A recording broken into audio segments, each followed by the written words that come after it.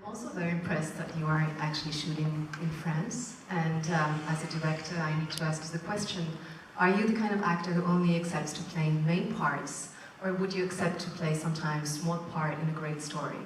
No, I do little things all the time. Yeah, more recently now too. It's just I kind of enjoy it, and there's something to be taken from it, and in a lot of ways the onus is less on you.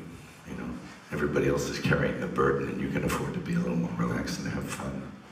Yeah, so yeah, whatever. I mean, it doesn't have to be main part at all. What's your criteria to choose a story like?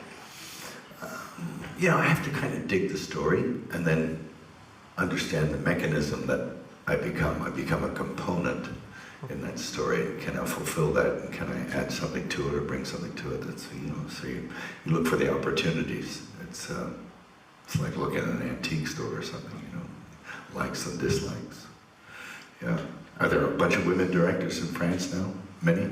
Yeah. Yes, I mean there are not as many women directors as, you know, as men, obviously, like all around the world. Okay. But yes, there are strong women directors who are making films with passion. And, yeah, my girlfriend just directed a film. Yeah.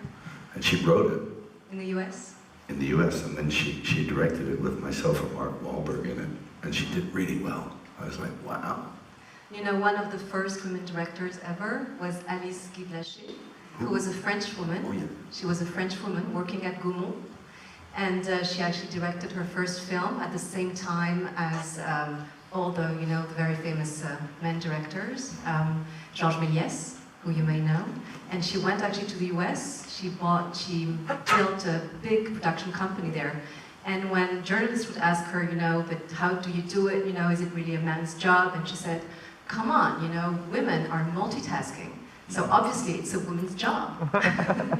Yeah, no, but that's true. Because like if I go to a restaurant, you know, and I'm having dinner with a female companion or wife, it's like they hear everybody's fucking conversations. I don't understand that. They know what's going on with the couple at the next fucking table. And you're like, but you've been talking to me the whole time. It's they're able to compartmentalize parts of their brains and put one piece over there and over there. So it is a multitask thing. I think that's part of the whole, the bizarre nature of, you know, having to be a mother or something. It's like, if they ever take that on. Because you gotta have, you know, 3 pairs of hands. And as you said, we all have different brains, so it's nice to have, you know, each part of humanity actually giving their vision of our world. Yeah, yeah, it's true. I have to say, I'm really impressed with what my girlfriend did. She made something really unusual and funny. I think it's and then she wrote it too. So, she's a smart cookie. No, women definitely belong in the film business. I mean, they're wonderful storytellers. And, you know, it's a pity that it's taken this long for more of them, but they've always been. It's just now there's more of them, and hopefully we'll see more, and we'll be able to look at a story through those eyes. It's odd that from what I've observed at very close range, is that she's able to write and deal with very masculine kind of concepts and things. I mean, she mostly writes about men. It's really interesting, and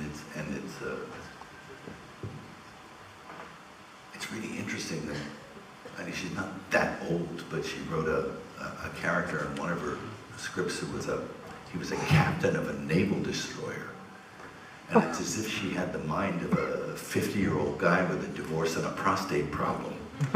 And she was able to articulate that in dialogue and action. So it's, you know, it's interesting to see that juxtaposition.